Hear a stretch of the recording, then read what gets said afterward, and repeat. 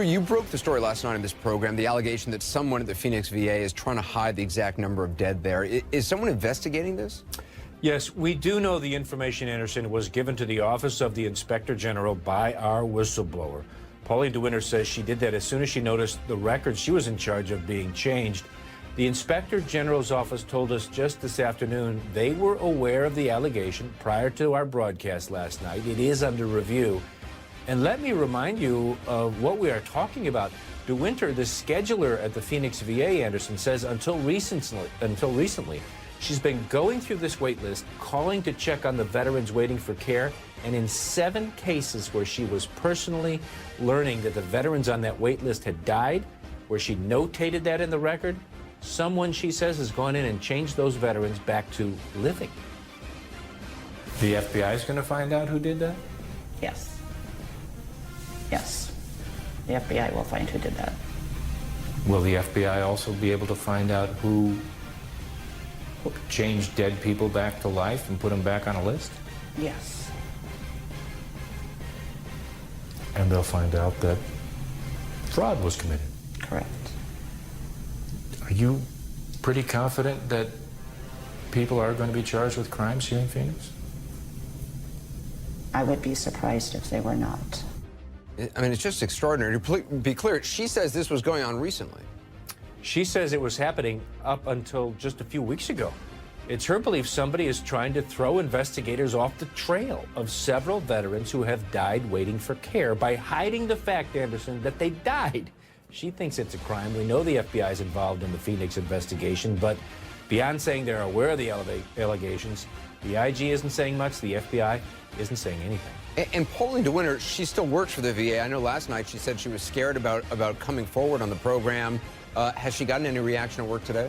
Yeah, she's very emotional when she was talking to us today, mostly very supportive. She says many of her coworkers are thanking her for speaking out. The only reaction that she got from management, she said, was she was told to meet with the new director of that Phoenix VA this afternoon. That meeting was canceled. She doesn't know what it's about, but she's still very nervous. Her going public could harm her career in the long term, as are many whistleblowers. Sure, understandably. And the former Phoenix VA director, Sharon Hellman, the person who told you back in April that there was no waiting list, that it was all basically a misunderstanding, has she been fired? She's not fired yet. She remains on leave on the payroll as this investigation pans out. We do know the VA has begun the termination process with some of the executives there. She's apparently one of them. But to your answer, she's getting paid.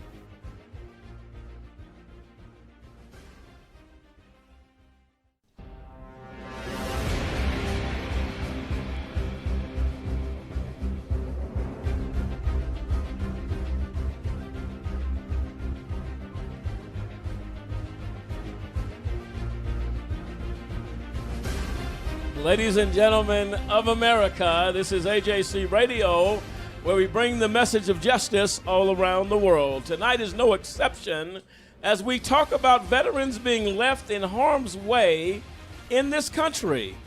What is going on where our veterans who fight for the freedom in which we live under, and that umbrella, if you will, and our veterans are treated so very badly. We're going to deal with that tonight, and also the latest story. One of the abuses of power, or abuses rather, to our veterans, 11 suspicious deaths at a VA hospital. And that particular story we're going to share with you. And my understanding of this, while the questions have been raised, it was reported that some of these veterans were giving insulin injections without even having diabetes, which, as you know, is a toxic killing formula. We're going to deal with all of that. Not only that, homelessness in America with our veterans, veterans on the streets of this country. Why is it, and why is that going on in a place we call free? This is AJC Radio. We take off right now.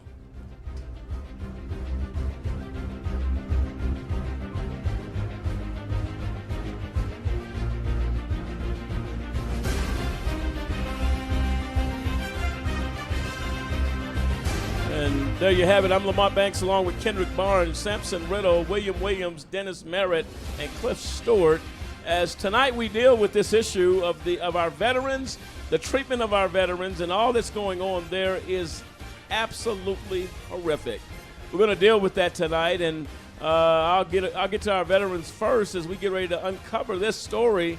How is it that veterans are being treated so poorly in this country? And thus the title of the show, Veterans Left in Harm's Way.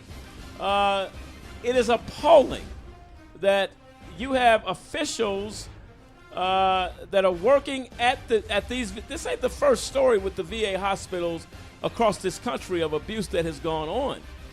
Federal officials are investigating as many as 11 deaths in West Virginia. Potential wrongdoing. They announced this week in an inquiry that has rocked the Department of Veteran Affairs. Two of the deaths at the Lewis A. Johnson VA Medical Center in Clarksboro, West Virginia, have been ruled homicides. According to media reports, both are now the subject of lawsuits. Investigators contacted the family of George Nelson Shaw Sr., an 81-year-old who died at the hospital in April of 2018 to exhume his body. Last winter, according to U.S. Today, their investigation found that he had died not of natural causes, but from an insulin injection that he didn't need. Felix Kirk McDermott, an 82-year-old Army veteran, died at the hospital a day before Shaw. His body was exhumed. His family said that he too died after receiving an insulin shot in his abdomen. Are you kidding me? Why? What in the world would cause somebody to inject insulin inside of a person who is not diabetic? Another example of just clear abuse by the people in these VA hospitals. Dennis, what do you say? Yeah, it's a tragedy. A lot of the doctors, and it's not all doctors, not all nurse practitioners, so I'm not wrapping them all up in the same boat, but a lot of them, I mean, they feel they're underpaid. A lot of them take the job, and then when they they think that they're caring for that patient, and in actual reality they're not. They're just showing up for work. I mean, they see so many veterans, and it's so weird. Even when when I get seen, it's like they're looking at a textbook and diagnosing you and then saying, okay, let's try this drug, let's try this, let's try that. Look, almost like they're experimenting on our military. I don't care what medical school you've gone to, insulin is a killer. So, my check was cut about $20 today. Let's go ahead and inject this guy in his stomach with an insulin shot. Are you kidding me right now? You just kill a person. You are to be trained in that position, automatically trained in the position in which you're working with human lives. This is the VA hospital should be on the same level as any Georgetown hospital, medical center, Hopkins Medical Center, I believe in California. But it's not. This is the tragedy, and that's the point I want to make. How is it that the value of our veterans' lives, they should be at the top, with given the very best care for the sacrifices that have been made for this country? That this is sick. And that's why everybody's pushing to privatize, so that the veterans will get the care that they deserve. Because when you keep it at VA level, don't get me wrong, VA is trying to do some good things. But if you can't pay that doctor what they're being paid on the street, they're not gonna care as much for the soldiers as they would with the civilians. The VA hospital is supposed to be. Are they ran by civilians? Yes, they hire civilians. But what I'm saying Who is hires? We have the Department of Veterans Affairs. OPM or Department of Veterans. This is my point.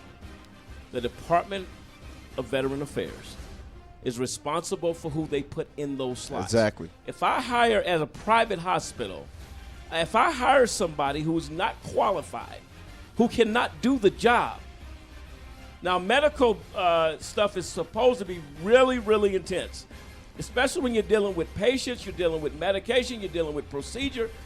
If that nurse that's why you go to school. I'm going to school to be a nurse or a nurse practitioner or a medical assistant, whatever it is. I'm supposed to be trained in that job.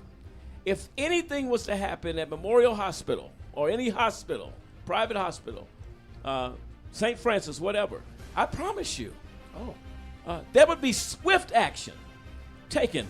The problem I have with this is that this is an ongoing issue with VA hospitals. Ongoing, what these people do constantly. They've been under investigation by the Department of Veteran Affairs Congressional Committee in Washington. Constantly, something is going on at these facilities. That's a problem, and that falls at the feet of the president. It falls at the feet of members of Congress. Whoever oversees the conduct at these hospitals should be held accountable for this. This is, you got 2 men's body that have been exhumed, and they find insulin in non-diabetic veterans.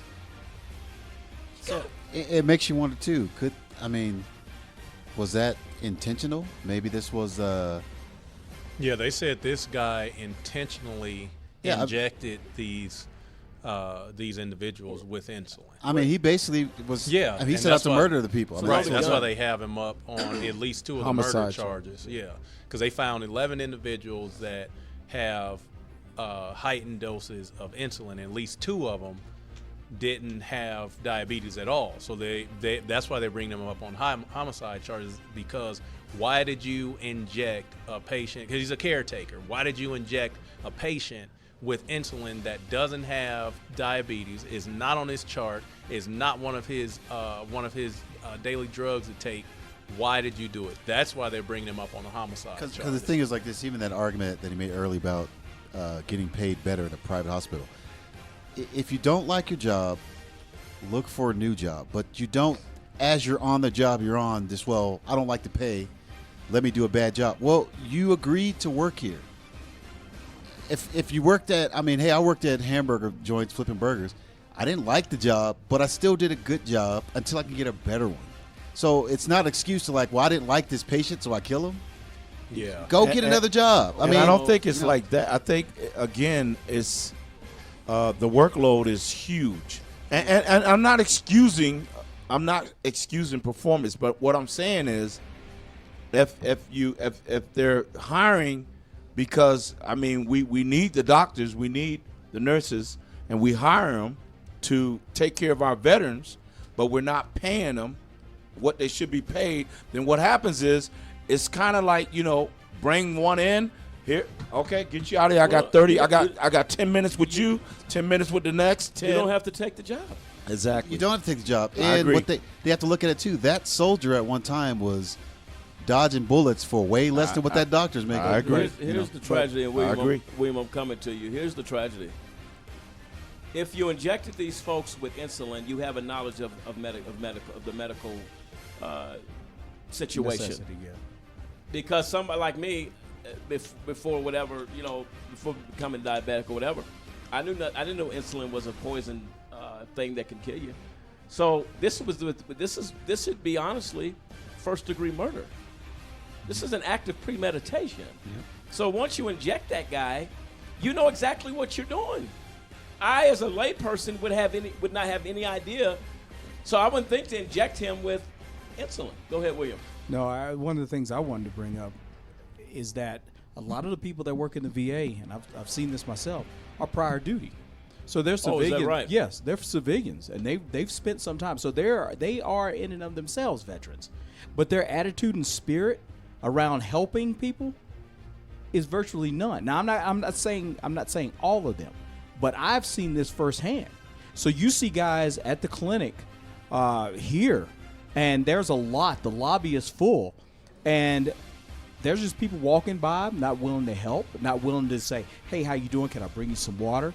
I mean, even when I had to go in there before to get fingerprints and stuff like that done, they don't really care. There's a lot of this that goes on, and this is the unfortunate thing. So it starts from the bottom and goes up, or you could say from the top and comes down.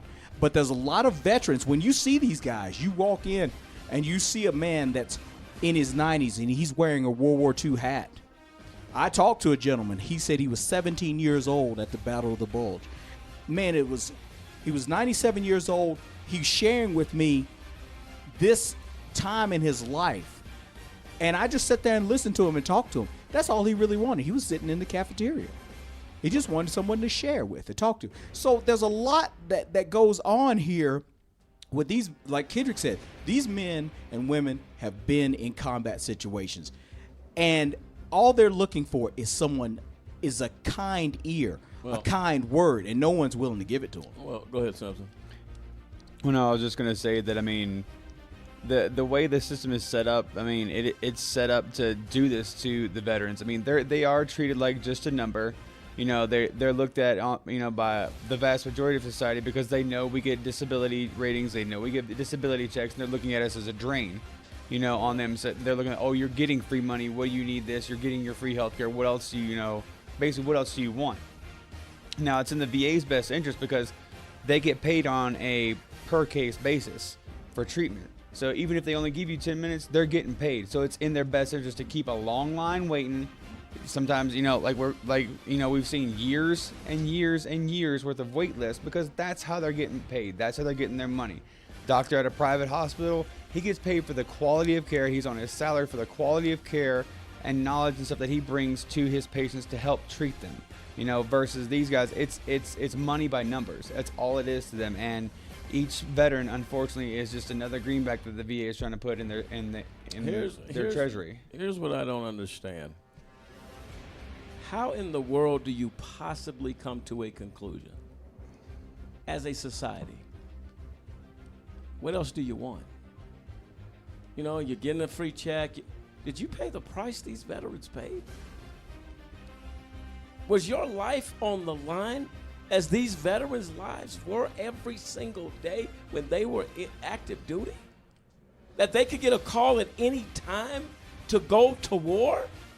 Were you at basic training when these guys first went in and took an oath to defend this country?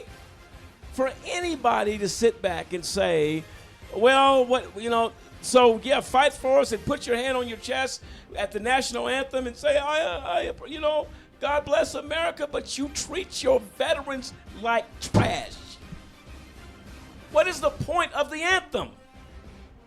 The anthem is to say, we appreciate what you have done. That flag does not stand for what it used to stand for in this country.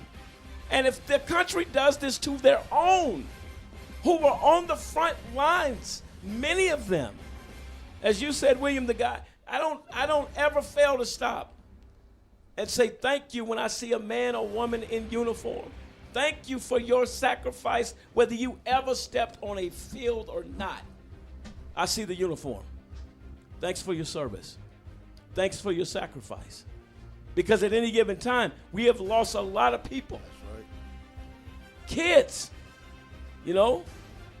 I used to see things on the news when we were first in the conflict with Iraq years ago.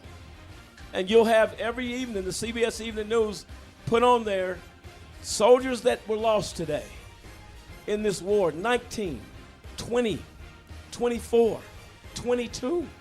Kids, but soldiers that took an oath. The way our veterans have been left behind is a disgrace.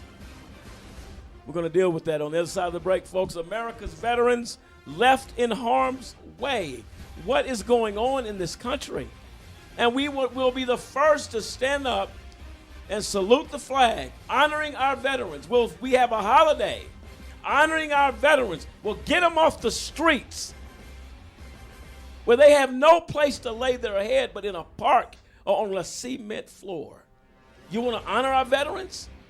Do something. We're going to deal with that on the other side of the break. This is AJC Radio.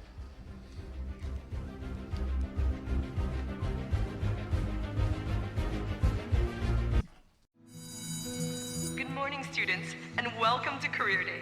I hope you're excited to hear about all the great things you can do when you grow up. Hi everyone, I'm Emily. I'm super excited to introduce my dad because he's my hero. When I was little, my dad was away a lot, but I was okay with that because he was doing this really important work, driving ambulances in Iraq. Now he's at home, which is great for me because I get to see him every day now. And he's still the biggest hero I know because he tells all the ambulances and the fire engines where to go and rescue people when there's an emergency. I'm so proud of him. He's awesome. He's my dad. If your service-connected disability prevents you from continuing in your civilian career, Voc Rehab offers counseling, training with a living allowance, education, and other services to help prepare you for your next mission. For a kid whose mom or dad is in prison, life is tough. Now add a wrongful conviction to that, life just got a little bit tougher. Trying to explain to friends why mom or dad is not at the school play or at the ball game is something that no kid should ever be faced with, especially if mom or dad is innocent. Ladies and gentlemen, get involved today to stop the epidemic of wrongful convictions. By remembering a Just Cause with a monthly, annual, or one-time donation, you can help in the fight against wrongful convictions. Call a Just Cause today. 1-855-529-4252. We seek justice for the children as they go to bed at night and mom's not there, dad's not in the other room to make them feel safe. Not because dad or mom did anything wrong, because justice could not be found. Join us for the children, for they truly are our future. You can tell a lot about someone by what they spend their money on, their priorities, their concerns, and their motives. Big Pharma says their top priority is research and development. They say that prescription drug costs are so high because they spend so much on research. But the simple truth is 9 out of the 10 biggest pharma companies spend 50% more on advertising than they do on research and development. It's true, tens of billions more. The more they spend, the clearer it becomes. Big Pharma's priorities are more ads, more sales, and higher costs to you. It's time for Big Pharma to get their priorities straight. Americans deserve open and honest prescription drug pricing. Let's solve the cost crisis now. Visit csrxp.org. In the fabric of America, they are the toughest threads. One of the first things they learned was the code that every service member lives by. Leave no one behind. Now all of us need to live by it too, because some veterans are being left behind. 20 of them take their own lives every day. Learn how to be there for a veteran at BeThereForVeterans.com. Honor the code. Be there. Leave no one behind.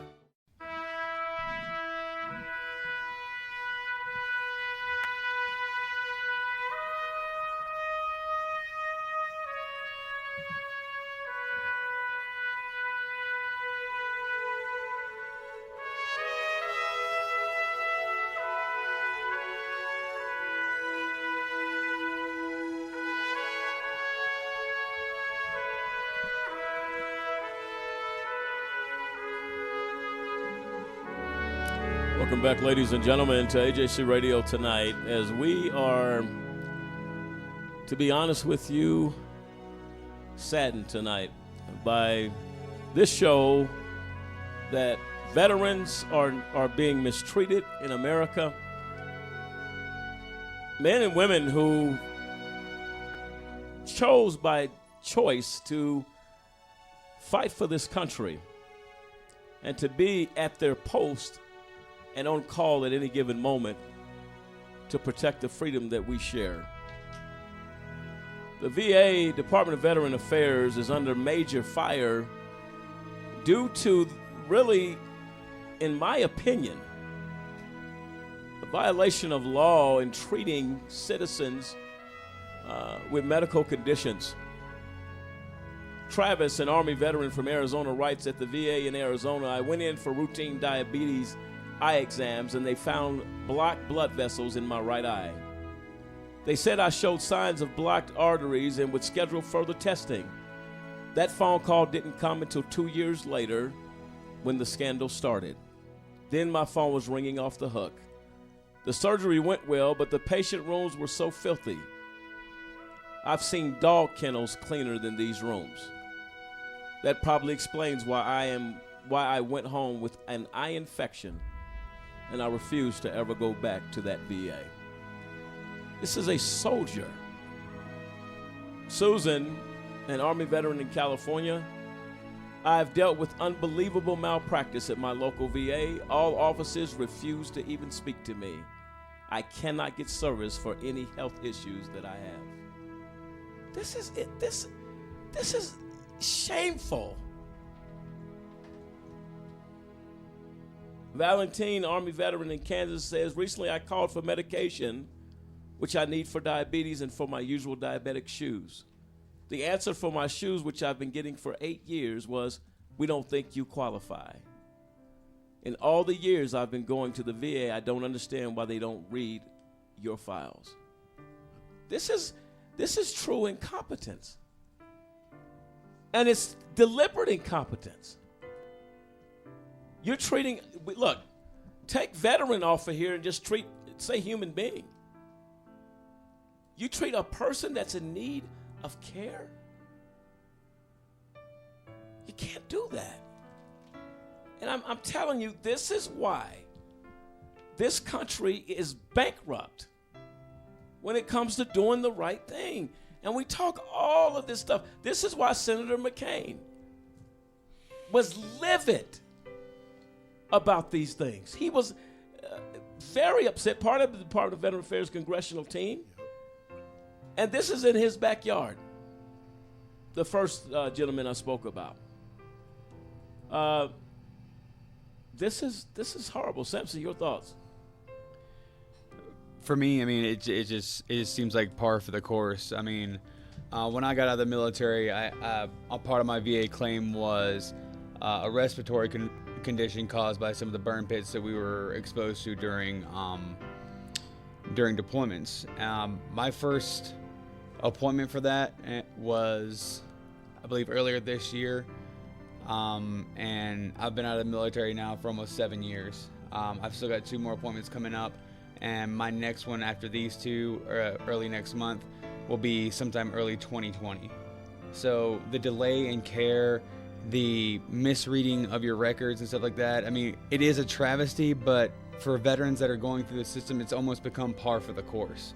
I mean, it's sickening when I have to sit there and make sure I maintain a copy of all my own stuff and hard copy so I can show them, like make a copy of it and bring it to them to make sure that they get my treatment right.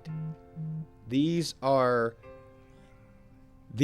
medical professionals, or at least they're supposed to be, and they're supposed to be taking care of us. They're supposed to be fighting for us because we fought for them.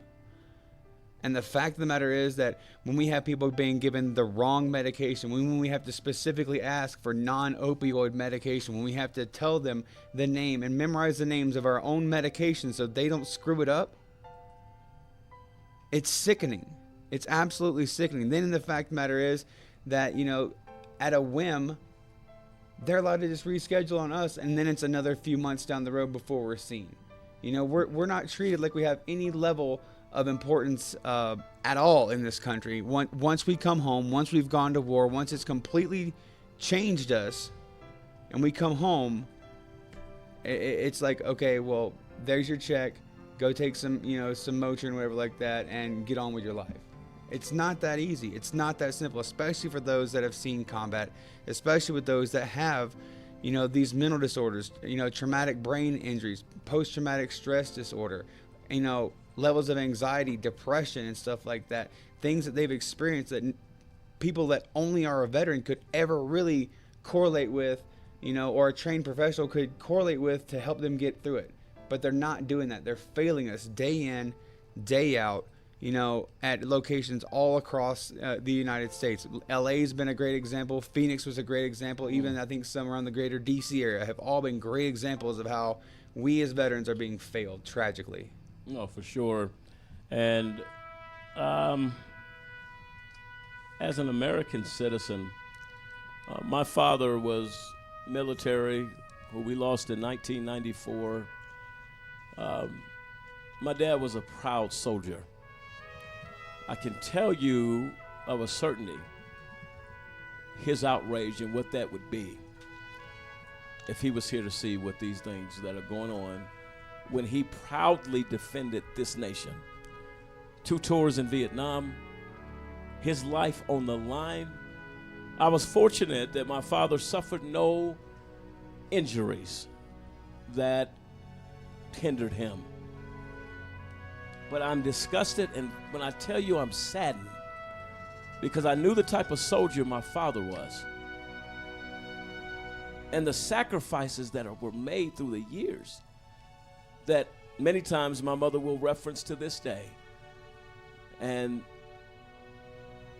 I didn't expect this show to be as heartbreaking as it is to me right now. What do you say to the families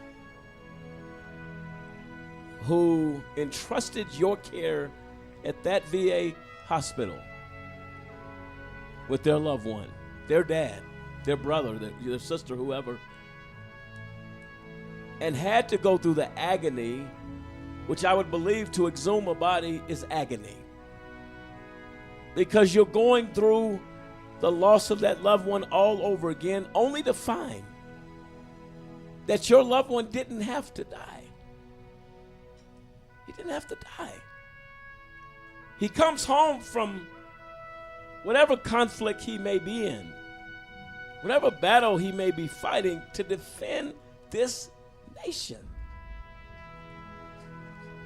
And you're grateful and you say, well, Dad made it home. He gave years of service only to be killed in a VA hospital by somebody that perhaps should have never been there at all. We talked earlier, I mentioned Senator John McCain, a great patriot of this country, spoke about and condemned the slow response in medical care for America's veterans. Let's hear a little bit from the late Senator John McCain on this issue.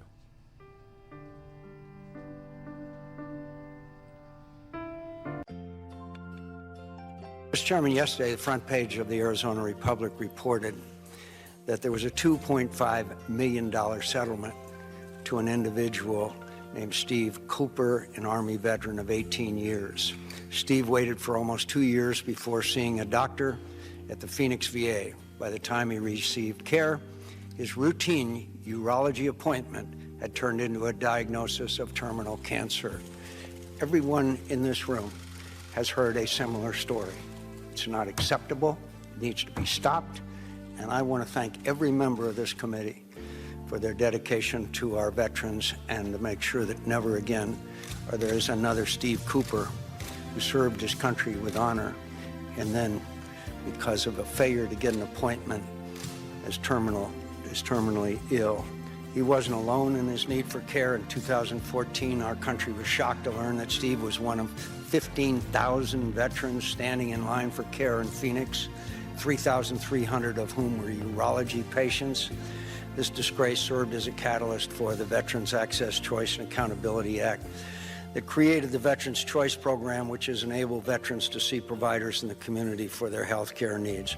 More than 7 million appointments with community providers for everything from diagnostic tests and urology screenings to life-saving heart and cancer treatment has been a result. There's been significant progress improving veterans' health care. We've got a long way to go to change the status quo plaguing the VA, and that's why I know none of us will abandon our effort to provide choice and flexibility in veterans' health care, and why we must continue the hard work of refining and improving the Veterans Care Choice Program. We need, as you mentioned, Mr. Chairman, reauthorize the Veterans Choice Program, which is set to expire in a few short months. If we let the program lapse, hundreds of thousands of veterans will lose their ability to visit a community provider. The VA system will once again become overwhelmed.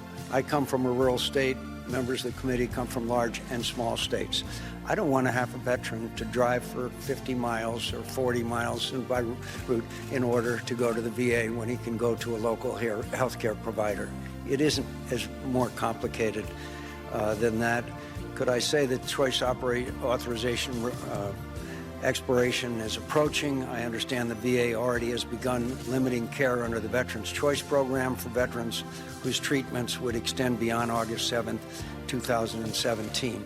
I think that lends urgency to your action. I'm concerned that veterans nationwide may encounter significant lapses in care if we don't act quickly. The outcome is not only avoidable, but it's unacceptable, and Congress must ask. Today I was pleased in the Senate side, where the place where the snobs reside, we took a critical step forward by joining Senate Veterans Affairs Committee Chairman Johnny Isakson, Ranking Member John Tester, Senator Jerry Moran, and others to introduce the Veterans Choice Program Improvement Act, companion to what you are doing, Mr. Chairman, you and the members of the committee. Let me be clear. No one is advocating that we privatize the VA. Many veterans are satisfied with the VA, known for providing superior specialized treatment in the areas of mental health, post-traumatic stress disorder, and traumatic brain injury. At the same time, we can't afford to go back to the pre-scandal days when a VA bureaucrat had the final say on where and when a veteran received care. Such thinking was what resulted in nearly 15,000 veterans standing in line for care in Phoenix. I know this committee agrees, as does Secretary Shulkin, and I look forward to working with all of you and my colleagues in the Senate to extend the Veterans Choice Program and continue to keep faith with our nation's veterans. My dear friends, the world is in turmoil, and I believe that we will be sending our young men and women into harm's way in a lot of places in the world for years to come. And they will be veterans, and they'll come home someday. And I believe that the work that you are doing is the Lord's work, because you are committed, as all Americans are, to giving the veterans the care that they need and deserve and they earn by defending this nation.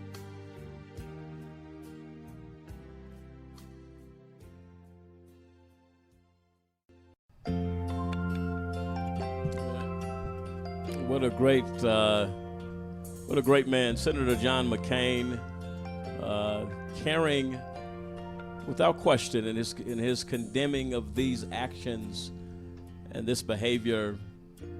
He will be sorely missed on Capitol Hill without question for the commitment that I see very clearly that he had to care for veterans and to fight for them. Not only in his home state, but across this country.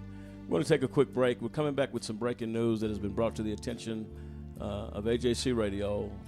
Emily England Clyburn, longtime wife of South Carolina Congressman Jim Clyburn, has died at the tender age of 80 this morning. We're going to talk a little bit more about that as we continue America's veterans left in harm's way. We'll be right back.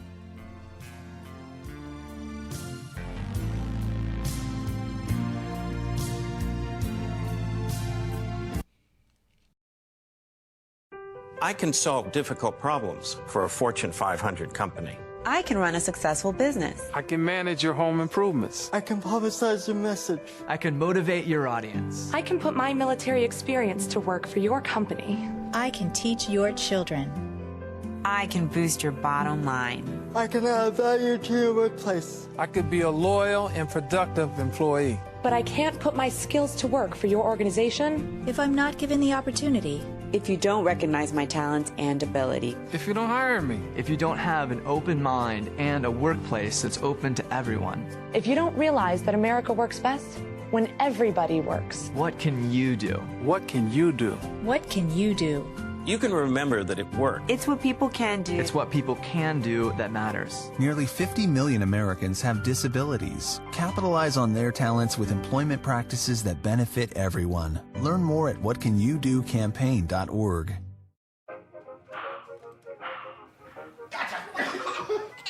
I surrender. All right, pal. Get ready for the day, buddy.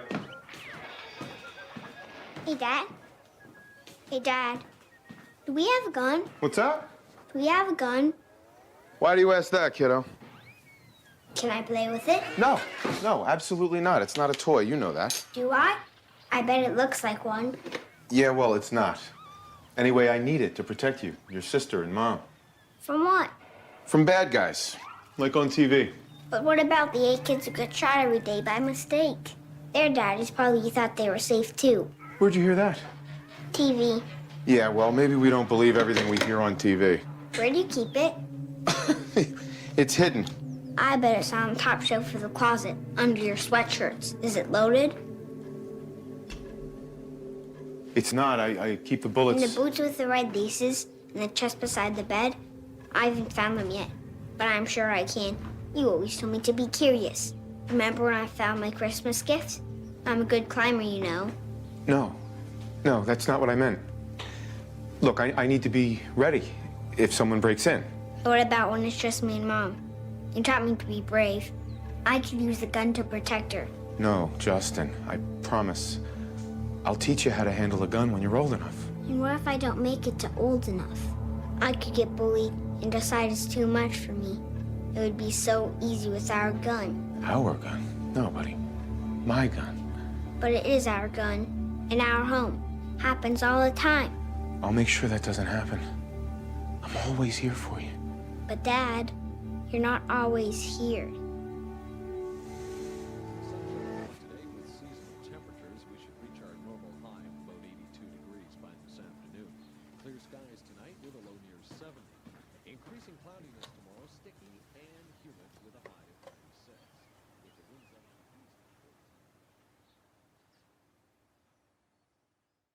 Say goodbye to affordability and say hello to losing control.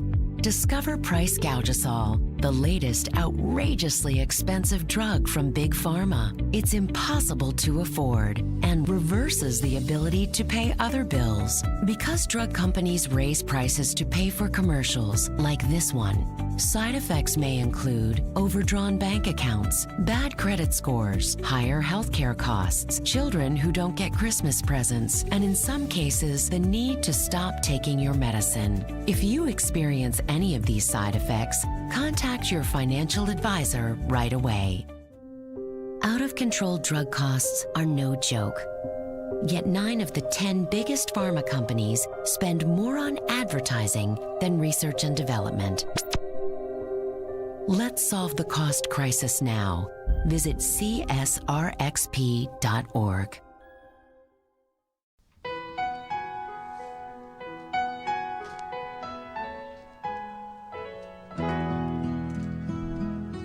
Welcome back to AJC Radio tonight. As we said prior to the break, some breaking news coming into AJC Radio tonight. The passing of Emily England Clyburn, longtime wife of South Carolina Congressman Jim Clyburn, dies at the tender age of 80 years old. Emily England Clyburn, a former librarian and the longtime wife of South Carolina's U.S. Representative Jim Clyburn, died Thursday morning in Columbia. She was 80 years old. The couple celebrated their 58th wedding anniversary in June. A cause of death was not immediately announced. Emily Clyburn, a Moncks Corner native known affectionately by many as Miss Emily or Dr. M, was a public school librarian in Columbia and Charleston before spending 29 years as a medical librarian at the Charleston Naval Base and Dorn VA Medical Center in Columbia. In a 2007 interview with NBC News, Jim Clyburn recalled meeting Emily at a courthouse in 1960 after he had been arrested in Orangeburg for staging sit-in protest against segregated businesses during the Civil Rights Movement. We had been in jail all night, and they hadn't fed us all day, he said. I was standing there, and I said to nobody in particular, boy, am I hungry. And there was this little 95-pound person standing nearby. Next thing, she is back with a hamburger. She offered it to me, then pulled it back. She tore it in half, gave me one half, and kept the other half for herself. We were married a year later, he said. Clyburn extensively detailed his relationship with Emily in his 2014 autobiography, Blessed Experiences, writing that Emily had actually spotted him weeks earlier on a campus at South Carolina State University holding hands with another young lady. Emily Clyburn, wife of U.S. Congressman James Clyburn, waves at the 43rd Annual Martin Luther King Jr. Tri-County service at the Morris Street Baptist Church in 2015. She told her roommate, Eleanor Sims, that the two of us would make a much better couple, and she intended to do something about it. Clyburn wrote, "For the first of countless times over the years to come, Emily proved to be right." We bid Emily Clyburn a final farewell, and may you rest in peace. Our prayers and thoughts go out to the Clyburn family, to Congressman Clyburn, who we have had the honor and the privilege. Cliff, when we were in Washington, we sat down with Congressman Clyburn. The memories are vivid, and they're vivid to me for this reason as well. LaWanna Banks Clark, my sister, who we lost 9 months ago, was in that meeting with Congressman Clyburn. That was the last meeting we had with him. So, Cliff, what are your memories of the congressman? And a very, very open guy to us, and very respectful to our organization. And while we were there, he gave us the time to do and to speak. And he spoke again, ultimately resulting in the Spotlight on Capitol Hill show, honoring the congressman. Your thoughts? Yeah, the thing that I remember the most about our meetings with him is his passion for the people of his district. I mean, we talk to a lot of members of Congress, and a lot of them are passionate, but you see why he's been voted in, back into Congress so many times. You see why he overwhelmingly wins the election in his district, because he even at his age and the age that his wife was, they had it's just an extreme passion for the people that are there. They genuinely cared for the people in their district, what they're going through, how their lives are being affected by the legislation that he presents and upholds. So that was I believe the biggest thing that I remember about Congressman Clyburn is that he had the people of his district in mind at all times. And as you read in that article of mine, his wife is the one who continued to push him toward, hey, you need to run again. You need to continue to make a difference. From the time that they met, with that beautiful story of when they met, in the civil rights era, fighting for the rights of the people there close to home. And it just warms your heart to know that she was his inspiration, and that she was right there by his side until the end. No, absolutely right. And again, our prayers, our thoughts are with the family in a very difficult time. For the congressman, our thoughts are with you, and if we have the opportunity, we hope to see him in the several weeks to come. But our heart goes out. Again, we bid a final farewell to Emily England Clyburn, passed away at the tender age of 80 years old. This is AJC Radio. We'll be right back. Almost every day in the news, we hear stories about innocent people who are returning home after spending years in prison for crimes they did not commit. What you may not know is that their problems don't end once the limelight fades. For many wrongfully convicted individuals don't receive a penny for the injustice that they faced. Take the case of Floyd Bledsoe. He spent 16 years in a Kansas prison for murder and rape he did not commit. And while Floyd was eventually exonerated, he lost everything: his family, his farm, and decades worth of income. Unfortunately, Floyd's story is not unique. Kansas, along with 17 other states, doesn't have a law to compensate wrongfully convicted individuals for the injustices they've suffered. And in states with compensation laws, many of those are woefully inadequate.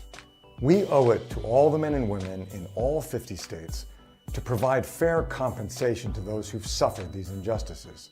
Join me in urging our lawmakers to do the right thing by the wrongfully convicted. Go to innocenceproject.org to find out how you can help.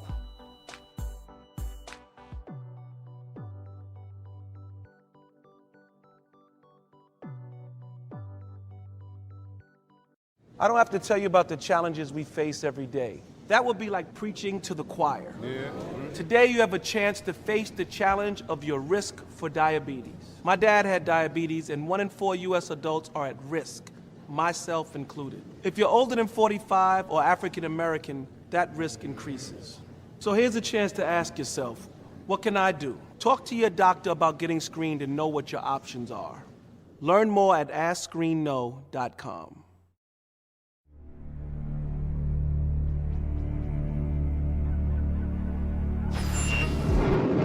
Within a couple of days of getting there, everybody was sick. After the first Gulf War, thousands of American soldiers returned from Iraq complaining of a variety of troubling symptoms. My toes, they were cracking and bleeding. Severe body pains. They can't seem to give me a direct answer.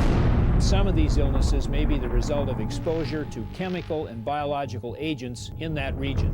They weren't told that they were chemical weapon storage sites. They were just told they were ammunition depots, and they blew up those depots. DoD knew dusty agents would make our chemical suits totally and utterly useless. It's almost criminal, the lack of cooperation we've received from various government agencies. They don't want the American public to know what's happening. There's no question about depleted uranium. Those troops are now exposed. And the incidence of severe congenital anomalies has gone up 700%. And the Department of Defense leaders have done everything they can to prevent that information from getting out.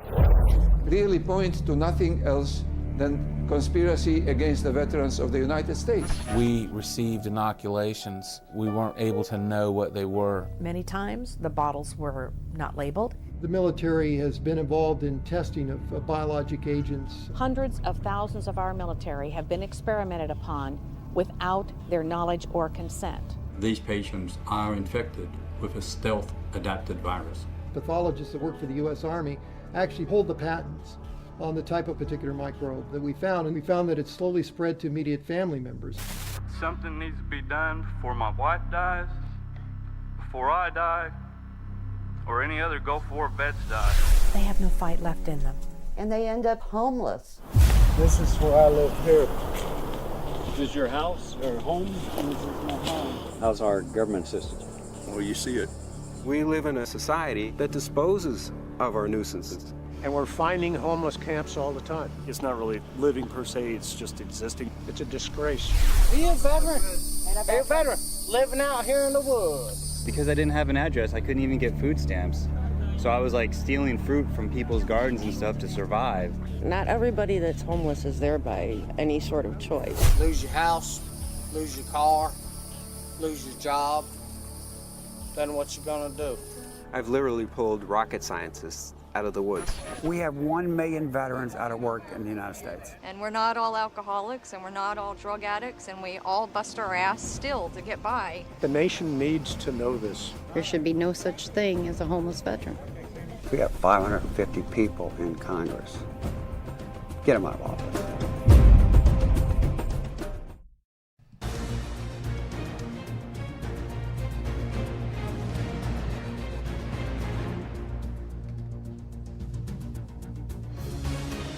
Welcome back, ladies and gentlemen, to AJC Radio tonight as we have began to talk about veterans left in harm's way, our military, those that have sacrificed really it all to protect the safety and security of this nation are being treated worse than really prisoners of war.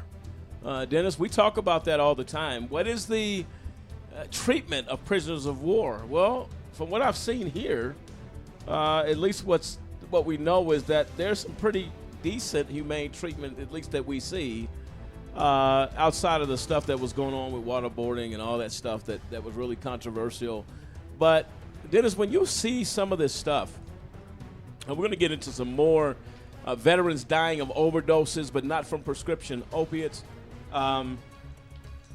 veterans being left at the bottom of the list when it comes to care, there are some prisons across this country that are providing medical care that our veterans are not even getting. Now, I think everybody is entitled, and that's the law, whether you're bound or free, you deserve the right to be treated humanely. The Geneva, I believe, is the Geneva Conventions. Yes. Have a guideline, have a type of protocol that is supposed to be followed nationally and internationally all over the world that you must adhere to in the treatment of prisoners of war. If that is not done and is brought to the attention of the proper people, there's a problem. How is it? Do veterans who fight in such wars, their enemies, are treated better than themselves? Does that make any sense to you? It doesn't make any sense. And what's crazy about it is that our military, I mean, like you said, whether they went to war or not, I'm telling you, it's a lifestyle. I mean, you're deployed often.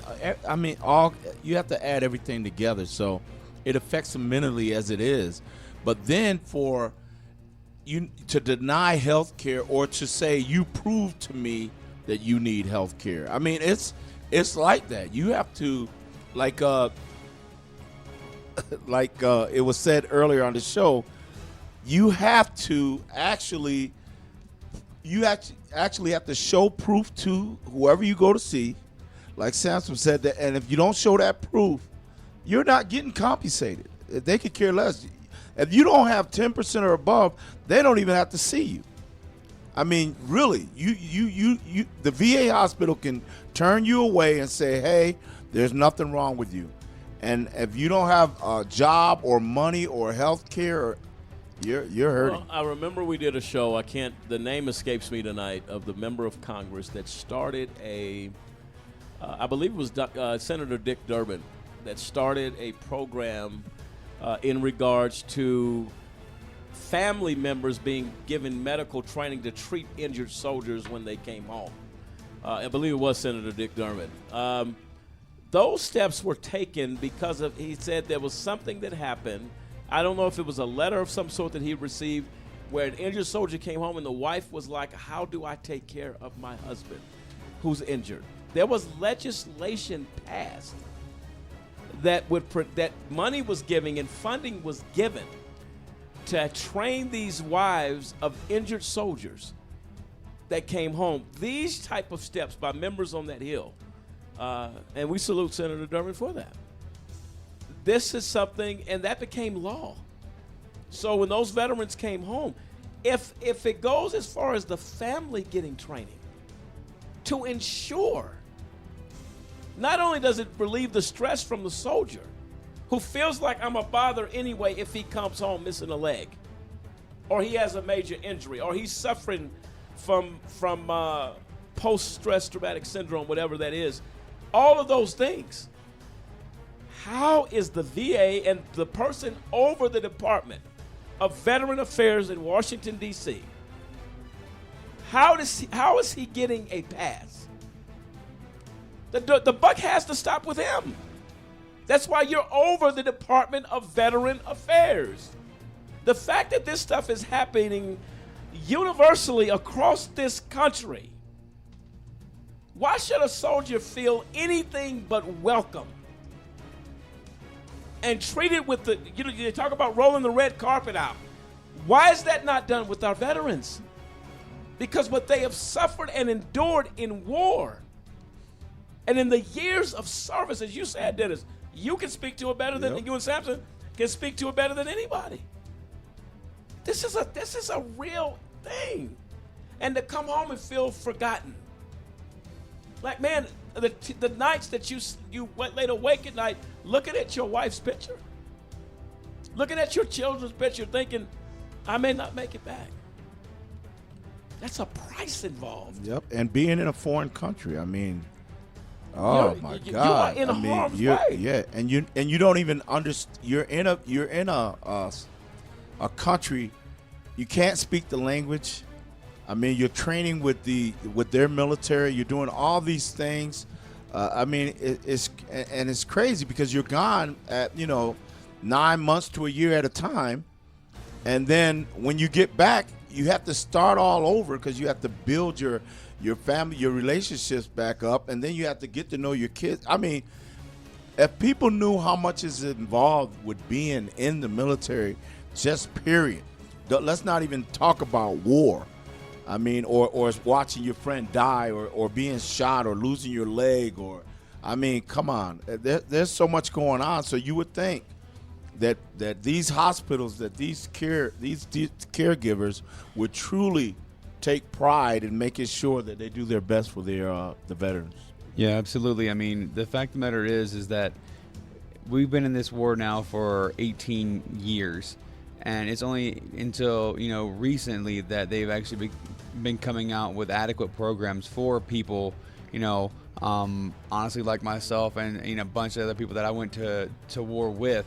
We come back with post-traumatic stress disorder. We come back with sleep issues because you have to train yourself to go to sleep with the sound of a howitzer going off, golly knows how many feet away from you, or, gunfire off way in the distance because it's not close enough.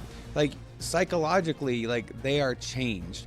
Physically, they come back changed. They come back altered. They're not the same. And not only does it affect the service member that has to come back and adjust his life or her life completely to that, but that family support system, how do you, if you've never been through any training, how do you deal with somebody that has nightmares every single night? How do you deal with somebody that they want to turn to drugs or a bottle or something like that? How do you coach somebody away from that stuff and get them back to some sort of normalcy? It doesn't happen without the proper infrastructure, which is what the Department of VA is here for. They're here to support the soldiers, their families, those that, like we've all been saying, those that have basically written a blank check up into the total of my life because I care about the rest of my fellow citizens. And that's what we all did. We wrote it out there and we put it on the line. And now we come back and we're an inconvenience.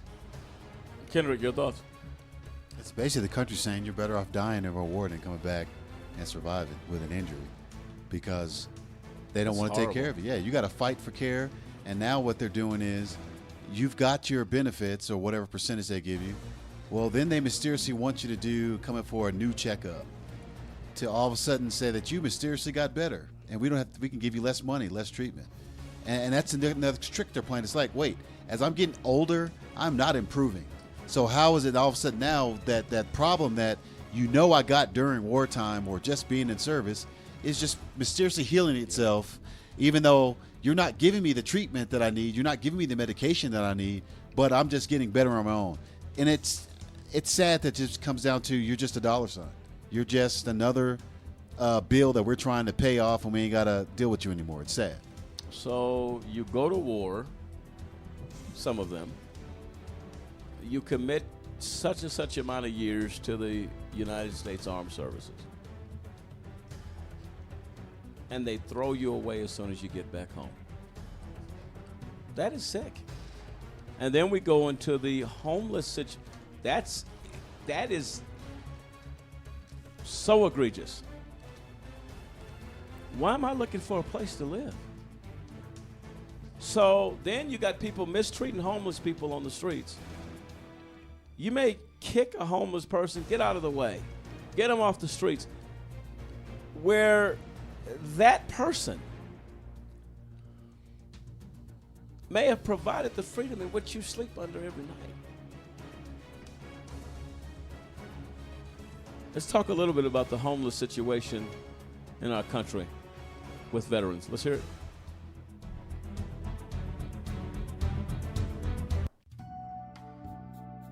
Troops in Iraq, their job, of course, is to complete the mission. Their hope is to come home.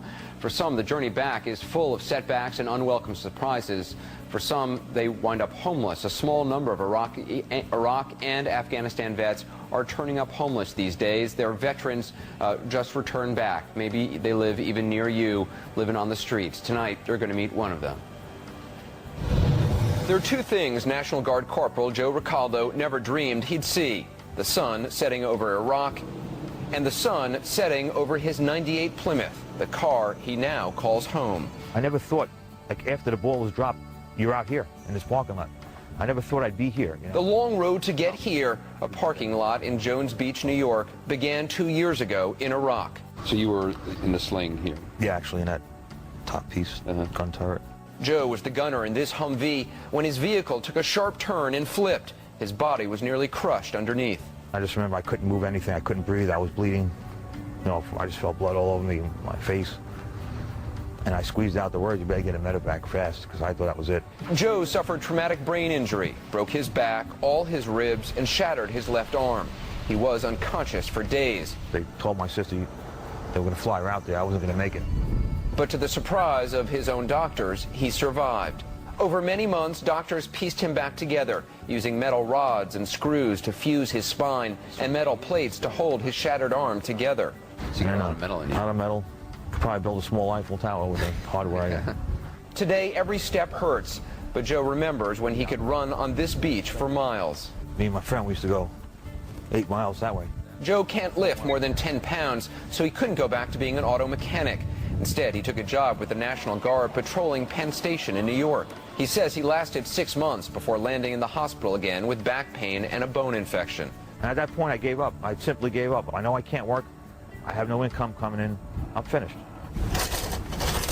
What he had coming in was $218 a month from a disability check. So it wasn't long before Joe, at age 50, ended up homeless. This is my clothes closet here.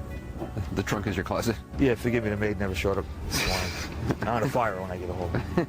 Joe says he's looked for part-time work with no luck. Hey, Joe. Hey, Bo. How are you? He has one sister and a few friends who've offered to help, but he's too proud to accept it and too proud to stay in a shelter. So he spends most days alone, a stranger in his hometown of Hicksville, New York on Long Island. One possible reason for his withdrawal, Joe was recently diagnosed with post-traumatic stress disorder. I just don't belong. I don't feel I belong anywhere around here. Joe is one of an estimated 600 homeless veterans from Iraq and Afghanistan. That's not many compared with the 200,000 or so from all wars who are currently homeless. But these vets are showing up even more quickly than after Vietnam, a war that left nearly 70,000 homeless, an even greater number than died in combat. If the experience with Vietnam is any predictor, I am very worried about the numbers of homeless veterans or people at risk of being homeless who are returning from Iraq and Afghanistan. The Department of Veterans Affairs is working to avoid a repeat of what happened after Vietnam. There was a delayed effect with a lot of veterans after Vietnam. We know that. We've studied it. We've learned from that. And so that's why we're trying to intervene now right away. The VA spent more than $1 billion on homeless programs last year, but some veterans still fall through the cracks. Misclassified, as the VA now says Joe was, unable to receive full compensation. You feel sort of like you got lost in the system? Absolutely. Lost. I'm still lost. I'm still dizzy for what happened. And sick and tired of fighting for benefits. Last month, though, Joe's persistence began to pay off. His disability status was raised from 20% to 60%, or $873 a month. But as Joe puts it, in New York, that is just enough to either afford an apartment or eat, not both. I'm disgusted. And it's not because I'm a veteran or a soldier or somebody who served. That means nothing. You know, we choose to go. No one forced us to go. I'm just saying you should be treated like a human being, for God's sakes. That's all I want.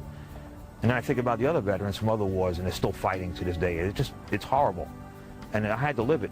It was only after CNN made repeated inquiries about this case that the VA called to inform us that Joe would finally be granted full 100% disability status, retroactive to March and worth $2,600 a month, meaning he may actually get to sleep in a real bed very soon. When we called Joe with the news, he said he'll believe it when he gets the first check. The war in Iraq may have broken his body, but it's the fight here at home that's come close to breaking his spirit.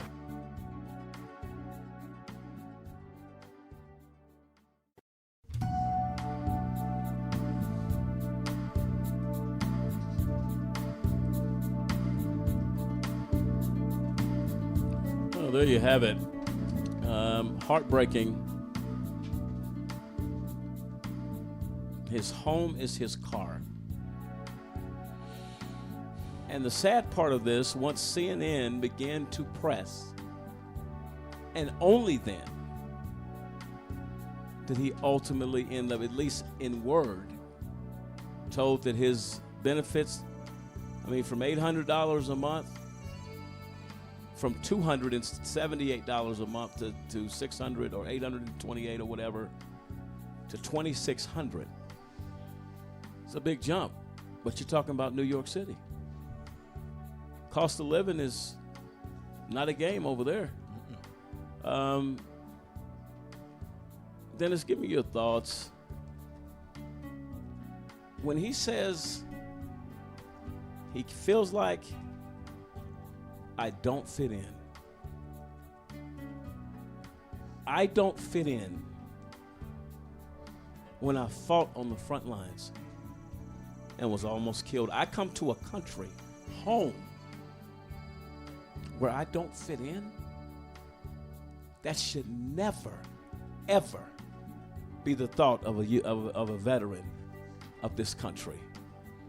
And it happens, and it happens all the time because, again, you go away, you serve your country, you go through all kinds of stuff, and if you don't get education while you're in, if you came in and you didn't have a skill, you leave without a skill. You think of the infantry guys and the combat armed guys. If they don't get a skill while they're in, when they get out, that they don't have a skill. So, and what happens is, him living out of his car. And then if you really look at it, $2,600 a month at 100%. Wow, that's not going to keep you. Depending on where you live. Depending on where you live in New York, right. $2,600 a month. That's a studio. Yeah, you got car payment, you got a place to live, you got to have food. Insurance. Oh, it's just. But to them, hey, take this. We did our part. See you. And I'm curious to know, what does $2,600 a month come to in a year? It's $30,000. Yeah, $30,000 a year. So I'm trying to figure out when we put a price tag. So the life of a veteran, the price he's paid in war, the price he pays every day is being on call to protect his country. This man suffered a major injury, and goes further to say that his body was almost crushed. He had severe back issues, tried to get a job, lasted 6 months. The back pain was so severe he could not endure it. Suffered from a bone disease. How do you put a price tag, America, on the price of a veteran? How do we price human life? That breaks my heart. Because I know in that moment when his truck flipped, his life had to flash. Yep. And he said, you better call whoever, because this is it. You come back to the place in which you took an oath.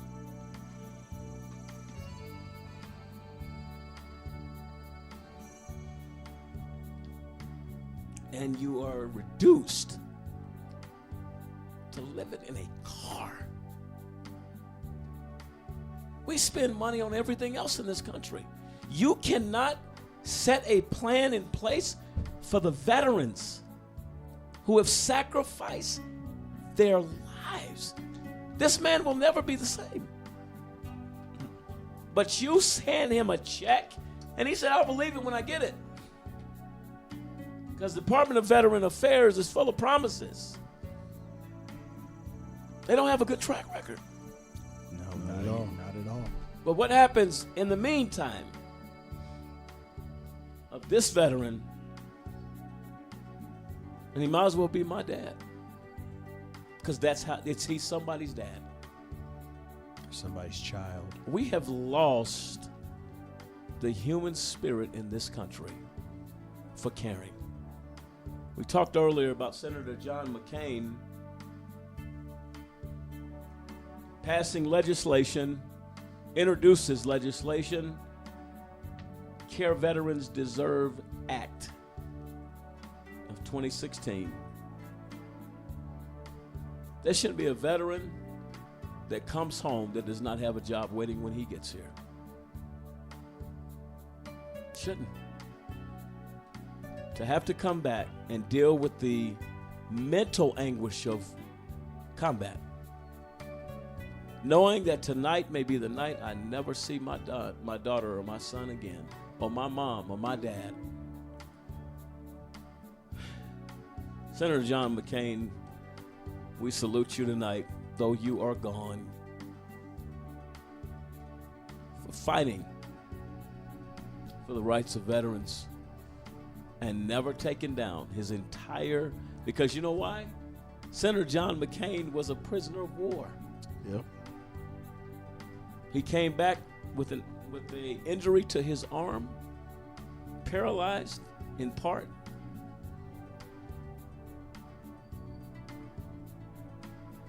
And he never ceased to fight because he lived it.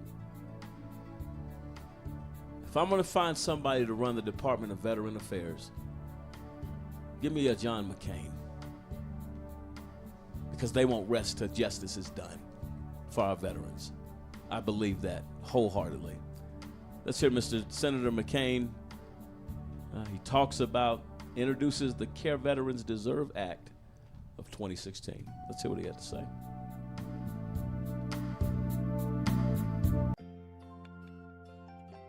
I'd like to thank Senator Flake and Tillist and Senator Ernst. She's providing what she'd be here, and I'd also like to thank Senators Ayotte, Graham, Cornyn, and Cruz for co-sponsoring this legislation. The legislation we are introducing is an all-of-the-above approach to improving access to care at the VA. We developed this legislation after speaking directly to veterans about the problems they experience every single day. Probably the greatest boon to the United States economy took place following World War II, when we gave the legislation concerning the GI Bill, which gave every veteran the opportunity to exercise their choice and to pick the educational institution that they wanted. That resulted in a tremendous boon to our economy, and of course was so important to our veterans. This is all about choice. This is all about whether a veteran should be forced to go to a single place where they would receive medical care, or whether they would have a choice to go to the medical facility that they think best suits them. This obviously is important, but most importantly, our veterans who have been able, and some have not been able, despite legislation, to take advantage of the choice card, have universally been in favor of it. Today, they're still facing obstacles to accessing and using the choice card due to the 30-day, 40-mile restrictions that are currently in place. And it's important that we allow every veteran, no matter where they are geographically, to access to the health care of their choice. I refuse, and we refuse, to send our veterans back to the status quo of never-ending wait times for appointments and inflexible care. This bill would repeal 30-day, 40-mile restrictions and make the program permanent. I might remind people that after the scandal that took place at the Phoenix VA, where 50 veterans died while on a non-existent waiting list, I negotiated with Senator Sanders, who was then chairman of the Veterans Affairs Committee. Part of the compromise was that there would be the 30-day and 40-day and 40-mile restriction was part of the compromise. We have now proven that the choice card should be universal, no matter where our veteran is geographically or timing. The bill would require the VA to allow veterans to visit walk-in clinics without needing an appointment or pre-authorization from the VA. Under the current system, veterans who develop a cold and can't get an appointment first have to visit the emergency room. We've heard from veterans who have waited for 14 hours in the ER without being seen. The Care Veterans Deserve Act will enable veterans to visit walk-in clinics without an appointment, would extend VA clinic and pharmacy hours to nights and weekends. There are many veterans who are working who unable to take a day off from their jobs for an appointment to obtain a prescription from the pharmacy. It will also free up appointments at the VA for veterans in need of care. The bill would allow VA healthcare professionals licensed, registered, or certified in one state to use telemedicine to provide treatment to veterans in other states. We have remote areas of Arizona that telemedicine is by far the most effective way to treat those with illnesses and those veterans. And if there is a professional that is not from Arizona that can provide that kind of advice and counseling and care, that should happen. The system should go, and this is very important, the VA healthcare system should undergo a best practices peer review by the best hospital networks in the nation, such as Cleveland Clinic, Mayo Clinic, or MD Anderson. Those reviews will begin at VA hospitals with the longest wait times or that has the worst health outcomes, so we can prioritize improvements. This effort that we've been making, I believe, has shown some progress. But I think facts remain that we have a long way to go. We've learned a lot of lessons since our first VA reform bill passed. Now we need another VA reform bill to take advantage of lessons learned.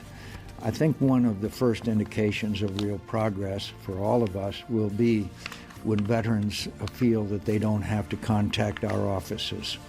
We still, in my office, are handling as many as 500 veterans cases at one time, and that hasn't decreased. The day that it decreases, I think, will be the day that we will have shown some progress in care for our veterans so that they are not required to come to our offices, which many of them view as a place of last resort.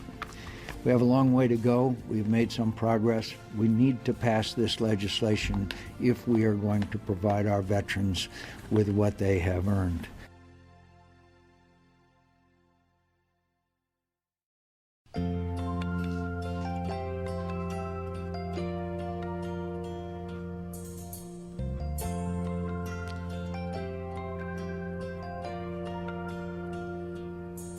In April of 2014, Gulf War veteran Chris Corkvin, 52, had total knee replacement surgery at his VA hospital in Grand Junction, Colorado.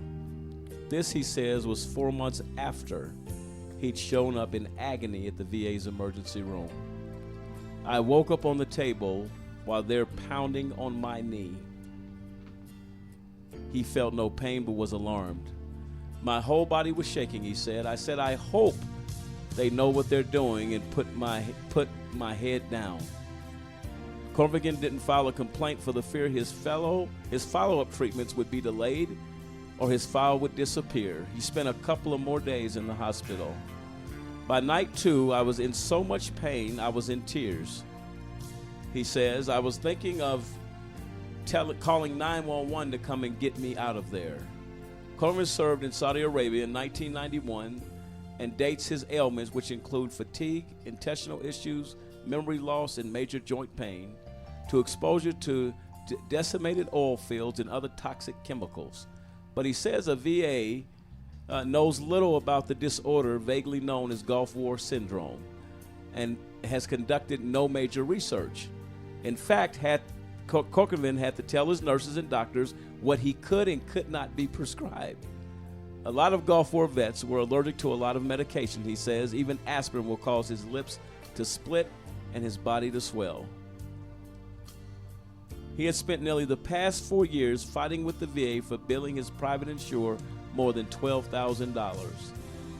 And this is what's called the Choice Program, which allows veterans to seek care in the private sector if the VA cannot treat them, but in this case, the VA treated Corcoran. In August 2016, Corcoran filed a Freedom of Information Act request for documents related to his case. Included was this exchange. My suggestion is to make this our last communication with Mr. Corcovan on these issues. VA staffer Paul Sweeney emailed Mark Miguel, then director of the Grand Junction VA, on May 10th, 2016. We have only done that with a handful of veterans since I've been there, but it would seem appropriate in this case, although it might be painful in the media for a while. Can somebody explain that to me? Can anybody explain the logic to that? There is no logic. How do you walk into a hospital and you become the doctor on the table? Hey, Lamont, like I mentioned earlier in our broadcast, the fact of the matter is that files get passed from person to person, and there's no continuity between the records. There's no continuity of care for the veteran. We have to know what our like he said, he couldn't take aspirin. I have to know for myself that I'm not supposed to be recommended to have opioids and stuff like that. So I have to go in there and actually talk to people and let them know, versus them taking the time and actually putting some personal thought and care into interacting with their patients. They just don't do it. Okay, so if you can't take opiates or pain medications, is that what I'm hearing? Yeah, I have a very overreaction to opioids. Okay, so if you have major pain and you have some type of reaction to pain medication, whether it's opiates or whatever that's prescribed, right, you're just out of luck. Yeah. So how do you manage the pain would be the question of, but again, as you say, there are no alternatives being sought out. They have what they call pain management doctors, clinics, that give you different things to help manage pain that may not put you in a situation where you're on that medication, since in Samson, your case, and probably countless other veterans cannot deal with it. So they're supposed to simply live in pain. This guy went into an emergency room for the VA and did not even get seen to 4 months after you show up at an ER. But Mon, it actually gets a little bit worse than that. And one of the things that I knew about was that there's a transition once veterans, active duty military become veterans. There's not there before the Affordable Care Act. There was not an exchange. What I'm going to do, William, we're going to finish that. We've got to take a quick break. We're up against the clock on a break. Ladies and gentlemen, AJC Radio, talking about something so troubling. I hope you that hear it tonight will be equally as troubled and outraged and will say something to whoever can do something about this. It's the federal government, and they have failed at their job. It's the bottom line. If I run a company and I have issues within that building, they're not coming to the janitor. They're coming to the top. Did you know, and why is this going on at your company that your name is on? Well, the federal government, ladies and gentlemen, if it says Department of Veteran Affairs, the federal government is liable, and the director of the Department of Veteran Affairs should be held accountable. And those that are no longer in that position, if they failed at their job during their tenure, they should be held accountable, because these are not simply people walking out with a Band-Aid covered injury. These people are dying every day. This is AJC Radio. We'll be right back.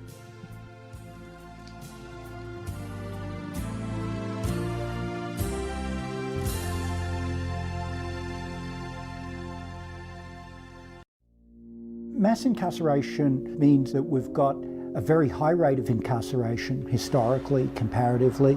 And the other thing is the rate of incarceration is so high, so socially concentrated, that we're no longer incarcerating the individual, but we're incarcerating whole social groups. The rate of incarceration now is about 5 times higher than it was historically. Historically it was 100 per 100,000, now it's about 500 per 100,000. If we look at prison, if we add jail to that, it's about 700 per 100,000. Nowhere in the world incarcerates as much as we do. We've seen extremely high rates of exposure to the criminal justice system for African American men with very low levels of schooling.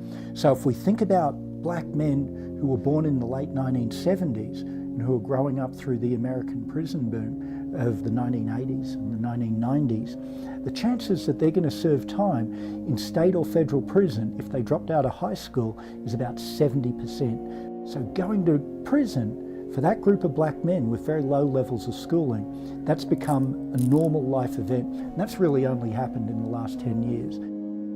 We're at this point now where there's about 1.2 million African American children with a parent who's incarcerated. That's about 1 in 9.